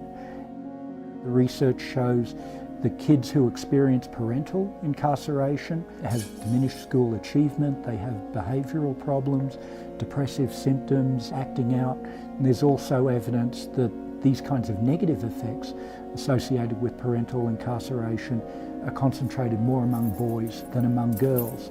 And there's a very real risk here that incarceration becomes an inherited trait. The underlying issue is we've chosen prison as a way to respond to that problem of crime. And there are a whole variety of ways that we could have chosen to respond to that problem of crime. We've chosen the response of the deprivation of liberty. And we've chosen the response of the deprivation of liberty for a historically aggrieved group whose liberty in the United States was never firmly established to begin with.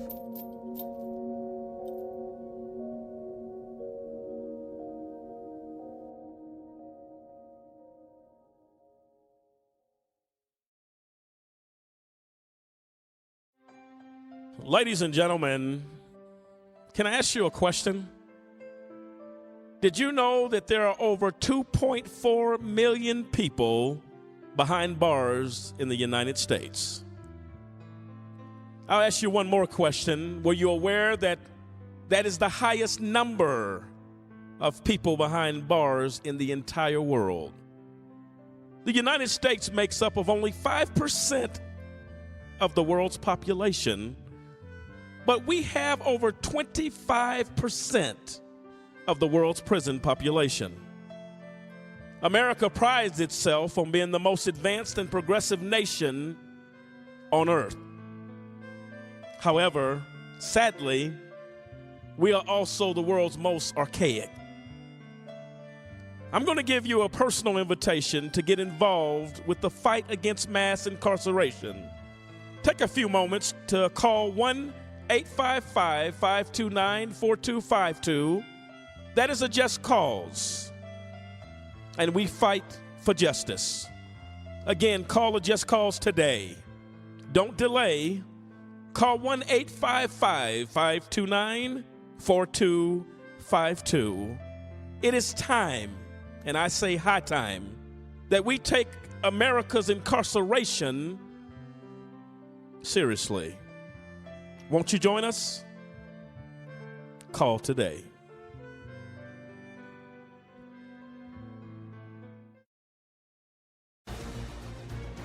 We've received a lot of response to our report last month that showed many returning war veterans are receiving lethal amounts of pain medication from VA hospitals.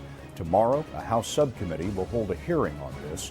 Jim Axelrod broke the story on this broadcast, and since then, he has learned of case after case of veterans who have died following doctors' orders. In the weeks after our investigation aired, we received photos like this one, the daily dosage of pain pills prescribed to a 30-year-old VA patient in Texas. And this one from a 54-year-old VA patient in Oklahoma. These were the medications prescribed to Ricky Green, a veteran of the First Gulf War, for his back pain. Among them, 3 narcotics. His wife Kimberly describes a visit her husband made to his VA doctors in September of 2011. He wanted to be taken off of this large amount of medicines. What did his doctors and healthcare providers say to him? Basically that he needed to continue to take the medication. And all of them? All of them. When he came home, did he continue to take all the medication? He followed the doctor's orders. The next month, Green died in his sleep, accidentally overdosing on a narcotic and a muscle relaxer prescribed by VA medical centers in Arkansas. He was only 43 years old.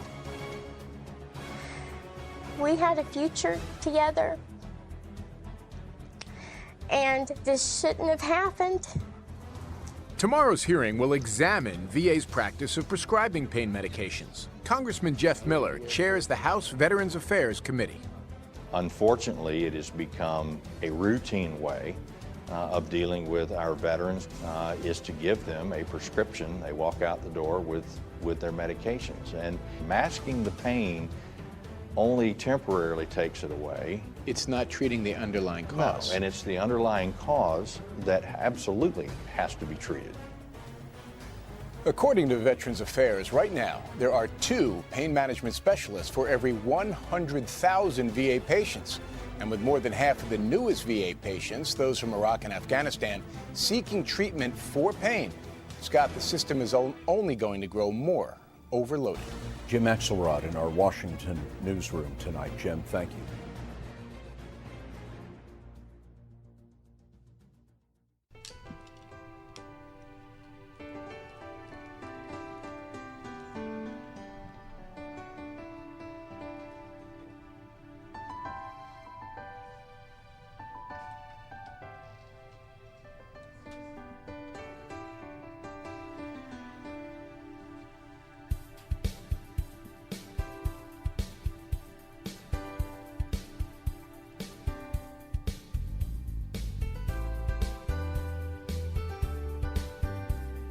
And welcome back, ladies and gentlemen, to AJC Radio tonight as we continue our veterans, America's veterans left in harm's way, discussing the horrific treatment of America's veterans in this country is a disgrace and a shame to what we call America. William, what other definition would you give that? It's terrible. I mean, you know, I'm not a veteran. I've never been in. I worked at the VA for about 9 years. And behind the scenes, you see a lot of things that it's really jaw-dropping. So as a civilian, you sit there and you, it's incredible really to see how the lack of care and urgency I'm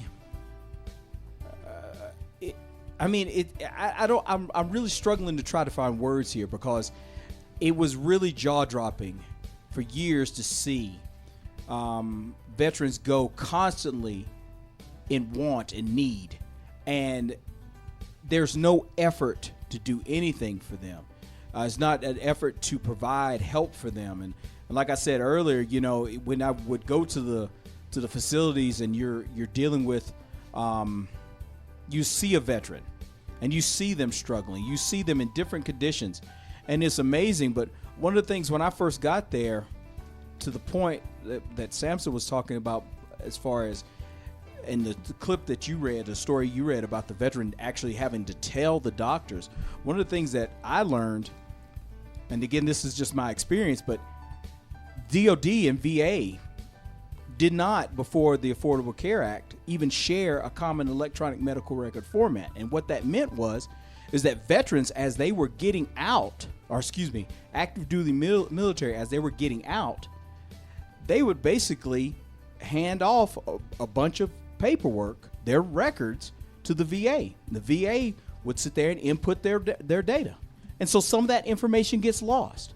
Some of the, and they know it. It's common. So something that happened to that veteran while in combat falls on the floor. So any of his treatments, any of his medications, anything he's allergic to, but it would go, it's gone on for years, and people didn't care about it. So you think about this, so you think about your story where a veteran has to literally come in and tell a doctor what he is allergic to, what's happened to him. You know, he has to basically be his own medical record. Right. And it's sad. It's sad. Well, and one indication of how veterans are treated, Sergeant James Brown, we've played this clip on other shows, was a veteran that went in for a weekend check-in at the county jail, I believe for driving I don't know. I think it was driving while intoxicated or something, which we'll know about when we play this clip. Going to go in for the weekend, come out. He came out in a body bag. That's how he came out. And he asked for a Dixie cup of water. And he had suffered from, I believe, post-stress traumatic syndrome. Let's play the clip.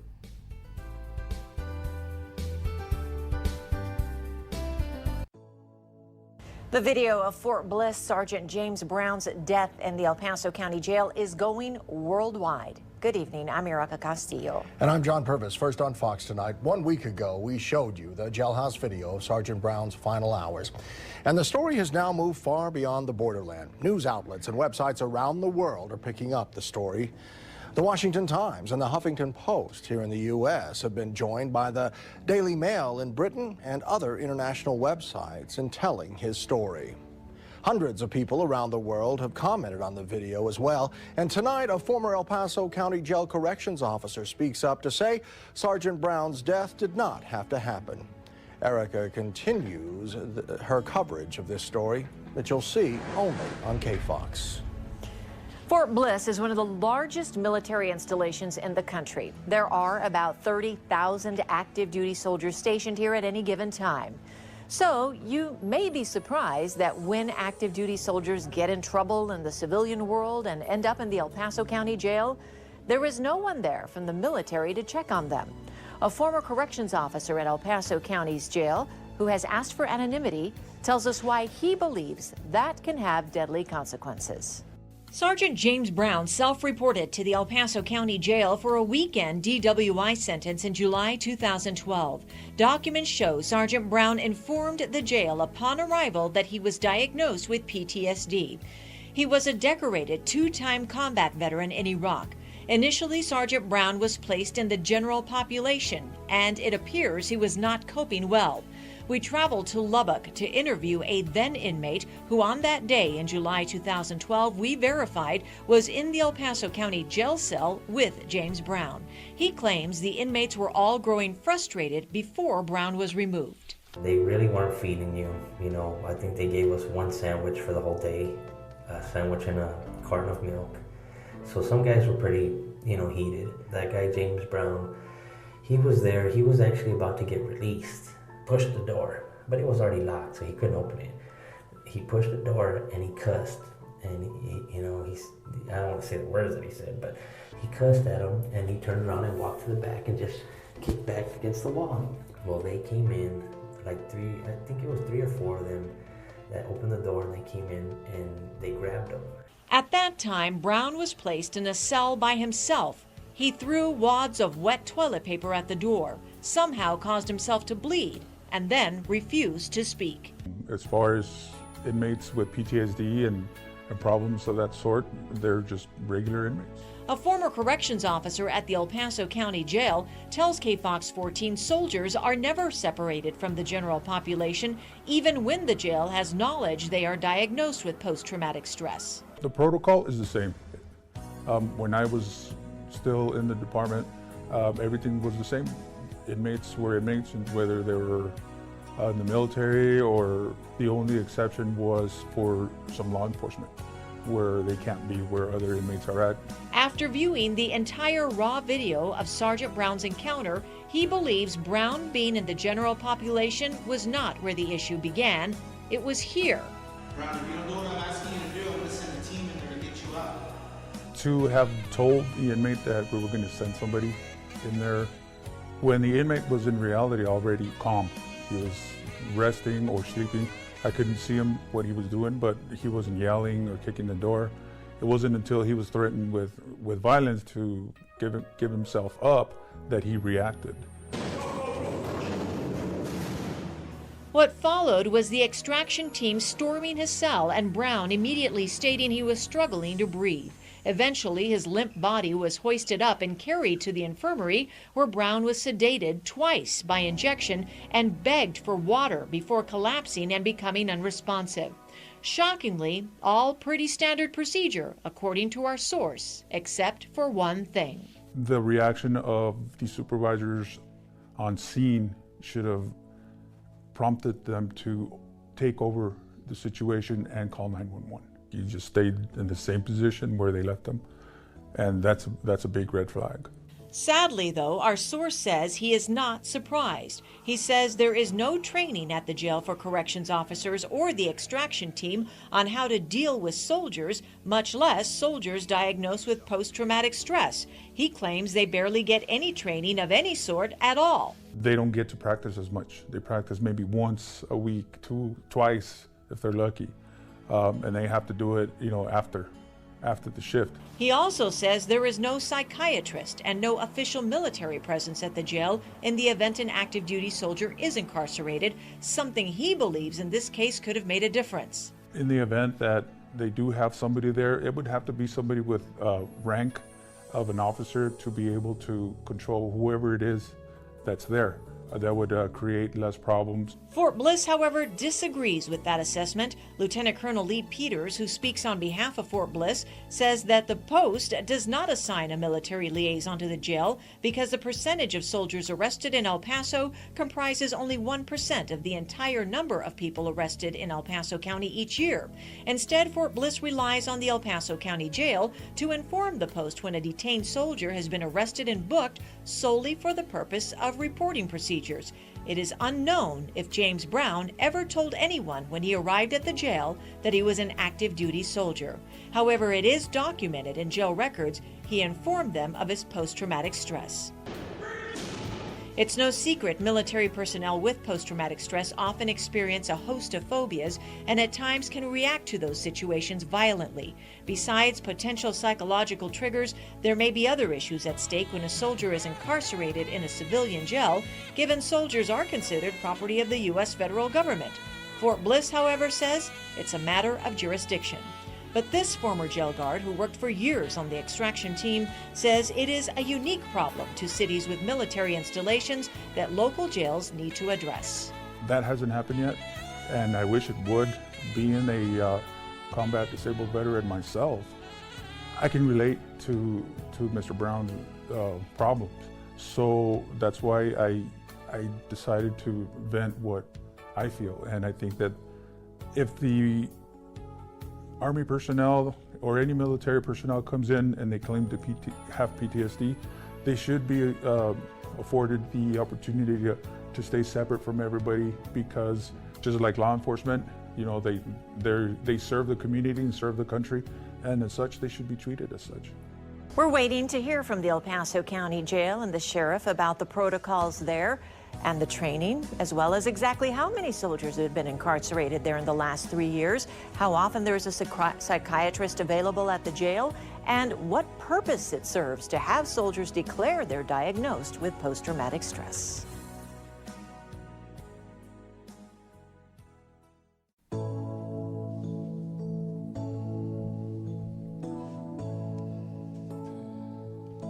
What they didn't show on that video, on the audio rather, that you didn't hear, was the exchange between Brown and these officers as he asked for a cup of water.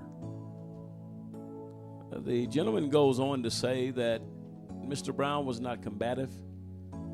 He was peaceably in his cell, and they came with a threat to this decorated soldier.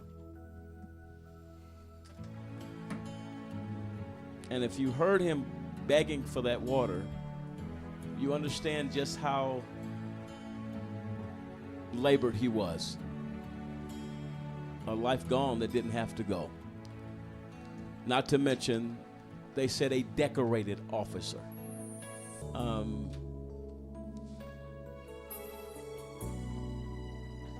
Dennis, your thoughts?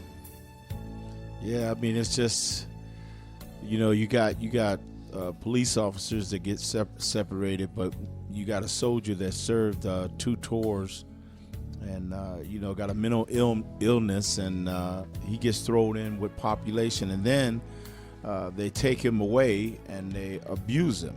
I mean, just point blank. I mean, we got to be real. and then to say that the protocol, everything was followed, I don't believe that. Well, I mean, if that's protocol, that's a problem. we got a major problem. Listen to this. I want to share this before we wrap up here.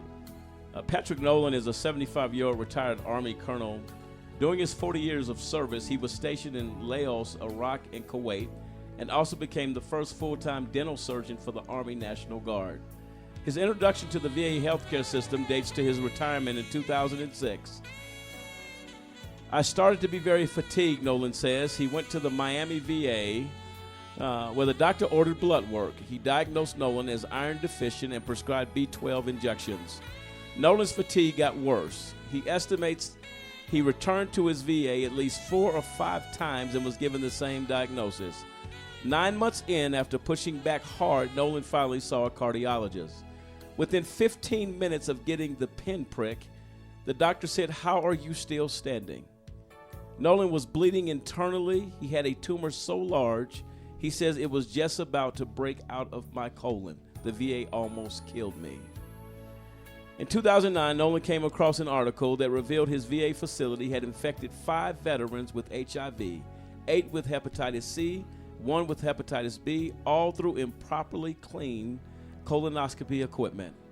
The time frame overlaps with Nolan's diagnosis, and he believes his VA put the brakes on colonoscopies, which would have diagnosed him sooner, while they tried to figure out what happened.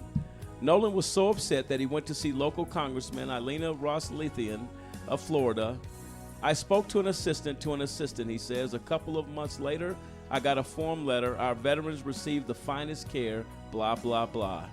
He thinks 100% of that. VA should be abolished and all veterans be given an insurance card to go wherever they want for care. 4 brain surgeries in 4 weeks. Let me tell you something. This stuff is criminal. This is criminal. How do you diagnose this man as a B12 deficient soldier, patient? And the tumor is so big, it's about to explode. You know why this goes on and it continues? No accountability. Nothing major that we've ever heard of a sweeping of criminal charges filed in these VA hospitals for people who are responsible. That's unacceptable. We will visit this again. Ladies and gentlemen, please do whatever you can. If you hear about these stories, these atrocities, report them. Talk to somebody. Talk to members of Congress, whoever can make a difference. This is a tragedy. We've only touched a very, very small amount of this story. We intend to deal with it again. Tonight, as we close this show, our condolences again to Congressman Clyburn of South Carolina, to the passing of his wife, Emily Clyburn, dead at the age of 80, no longer with us. Our thoughts and prayers are with the Clyburn family. Until next time, this is AJC Radio. Good night.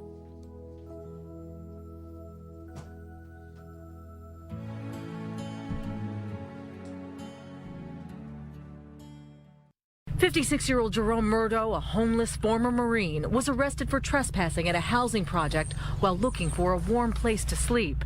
He was being held at Rikers Island on $2,500 bail.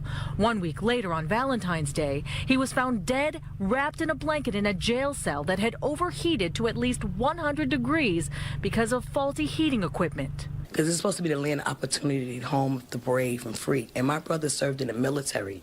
And for that to happen to him, is a disgrace. These veterans have gone somewhere to war and then honorably discharged, and they're discharged to nothing, to the streets.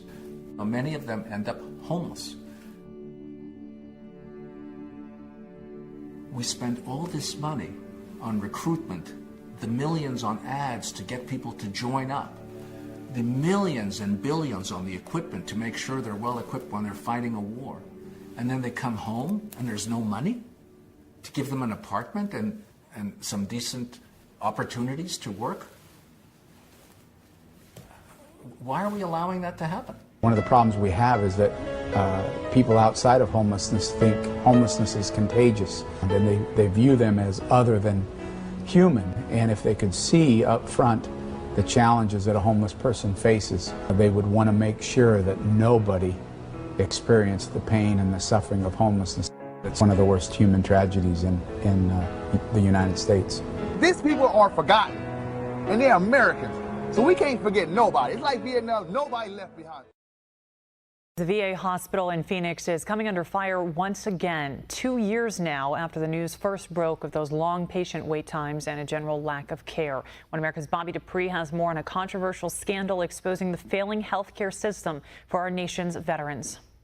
Just 2 short years after the VA hospital in Phoenix was plagued with controversies, it appears nothing has changed as new reforms only turned out to be empty promises. A report by the VA Inspector General's office released Tuesday stated 215 patients died waiting to receive treatment at the medical center. The report even found one veteran was never offered an appointment that could have prevented his death. According to the report, as of July this year, 38,000 patients were waiting for appointments, up 5,000 in just 4 months.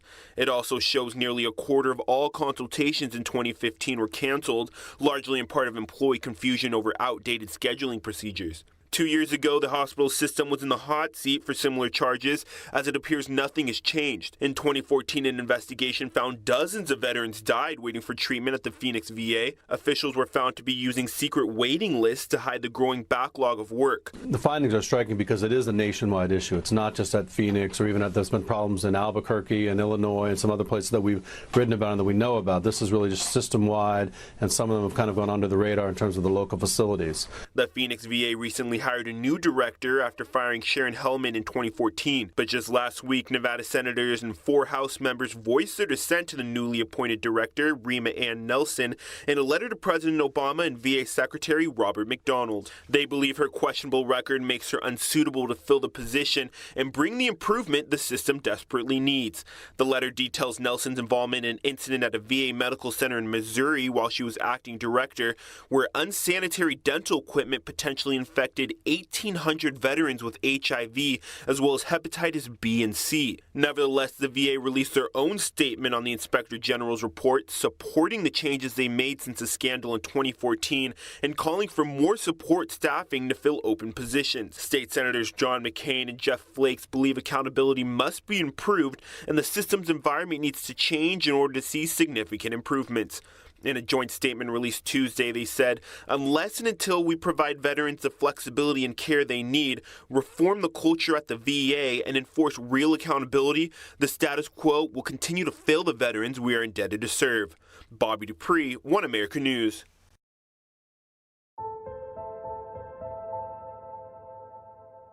My name is Kyle Evans, and I am a U.S. Army retired staff sergeant. Roger, hey, I got 2 unknowns moving along this berm that's over here to our right side. On 10 May 2007, we were delivering portable housing units to a local prison, and on the way back, my driver rolled over top of 3 sticks of dynamite that were strapped together, and it blew up directly underneath my seat. I don't remember anything from the incident. It was knocked unconscious. You know, I'm 32 with 20 spinal taps and a back surgery. You know, it's rough. When I was wounded in May of 2007, there was about a 30-month window where I was going through rehabilitation and where I was tracked by the Army until I was medically retired. And then upon the time that I was medically retired, I was automatically tracked by the VA. However, I can see for a lot of guys who aren't wounded, you know, when they return home and they're not being tracked, I can very well see how they can easily fall through the cracks.